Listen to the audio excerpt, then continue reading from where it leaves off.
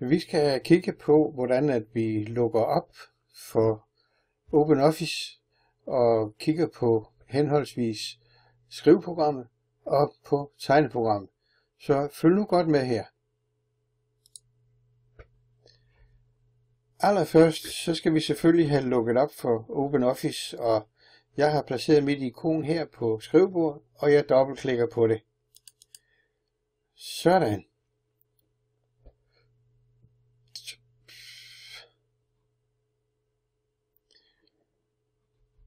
Den er ved at være klar, og så har vi selve hovedprogrammet lukket op.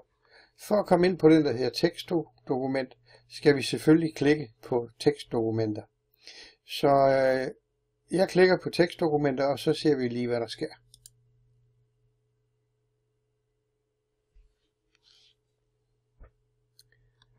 Yes. Her har vi så vores tekstdokument, og i det tekstdokument, der kan man jo skrive ligesom i Microsoft Office, eller i den, der hedder WordPad.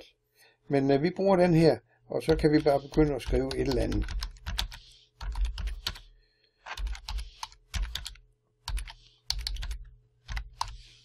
Velkommen til OpenOffice.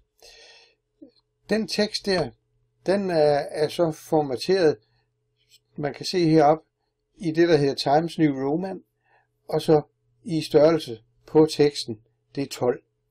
Hvis jeg vil lave den om, så skal jeg gøre ligesom i Office, så skal jeg markere selve teksten ved at trække min mus hen over den, sådan, og så er teksten markeret, så står den med lyseblåt. Så kan jeg sige, at jeg vil gerne have fed skrift, eller kursiv skrift, eller jeg vil gerne have en streg under. Jeg siger, at jeg vil gerne have den fed, sådan, og jeg vil gerne have en streg under. Der var den. Så vil jeg gerne have teksten lidt større, og der skal jeg så heroppe og vælge skriftstørrelse. Jeg klikker på den der pil, der sætter ved siden af de 12, og så kommer der flere valgmuligheder frem. Jeg prøver at lave den på 18, så ser vi, hvad der sker. Sådan. Så er det tekstet.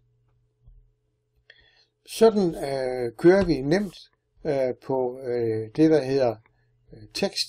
OpenOffice Writer hedder den. Det vil sige, det er et skriveprogram.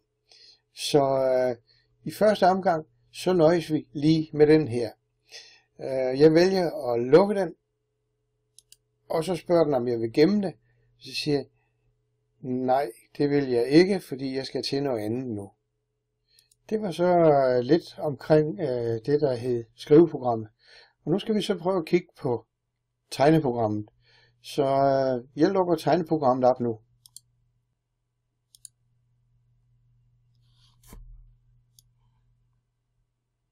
Her har vi så vores tegneprogram. Det ligner på samme måde som skriveprogrammet sådan et ark papir, vi kan lave noget på. Og det kan vi også på det her. Og noget af det, vi skal prøve at kigge lidt på nu, det er de forskellige værktøjer, der ligger hernede på bundlinjen. Vi kan allerførst prøve at tage det, der her en firkant eller en rektangel. Jeg klikker på rektangel, og så flytter jeg min mus op. Og så holder jeg krydset derfra, hvor den skal tegnes, og så ned over arket trækker jeg med min mus. Så kommer der simpelthen en blå rektangel. Sådan. Det er jo nemt nok. Så jeg klikker uden for arket. I kan se, der sidder 8 små prikker på arket. Det betyder, at det er aktivt. Jeg kan faktisk flytte rundt med den nu, ligesom det passer mig. Men det er så ikke lige det, jeg skal bruge. Jeg klikker uden for arket, og så er de der markeringer væk. Så kunne jeg godt tænke mig at prøve at tegne en cirkel nedenunder, og så klikker jeg på ellipse, den der, og så kører jeg igen min museknap ind på arket, og placerer den et eller andet sted, og så trækker jeg ned over arket med min mus, og så kommer der en cirkel. Den cirkel, den bestemmer jeg selv størrelsen og faconen på, så længe jeg ikke slipper min museknap. Sådan. Så har jeg min cirkel, og den er også markeret nu, og det vil sige, at jeg kan flytte rundt på den, så jeg kan lige flytte den lidt op her i min firkant. Sådan. Så har jeg en cirkel og en firkant oven i hinanden. Så kan jeg vælge at lave farverne om. Så jeg klikker på firkanten med min musepil. Sådan. Så er den markeret med de der 8 prikker. Og så kan vi se heroppe for oven, der har vi en, der hedder en flade, en malerbøtte, og så står der farver. Hvis jeg kan jeg vælge, det skal være en fyldfarve. Det kan også være en farvegraduering. Det kan også være en skravering. Men lad os i første omgang kigge på farven. Vi siger, at det skal være en farve.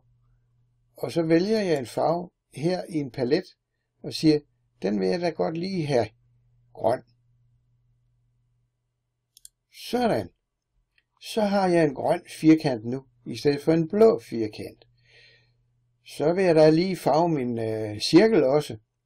Så jeg klikker på cirklen nu, og siger sådan. Så er den markeret med de der 8 prikker i hver sit hjørne. Og nu har vi valgt farve heroppe.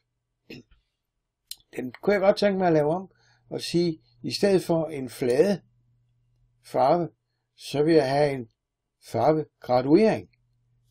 Sådan. Og så kommer den med de forskellige farver igen. Jeg siger, den vil jeg da også godt lige have, måske pink med en hvid prik i midten. Den der. Sådan. Så har jeg 2 farver på den. Det er jo ikke svært, så længe man ved, hvordan det er. Så den fortsætter vi med lige om lidt. Så den her vil jeg vælge at gemme. Så går jeg op i filer og siger gem som. Og så kommer den ud med en brugsanvisning på, hvordan jeg skal gemme den. Og den vil jeg gemme som en unavngivet som nummer 4. Sådan. Den gemmer jeg nu. Så er den gemt. Og så lukker jeg lige for den her igen.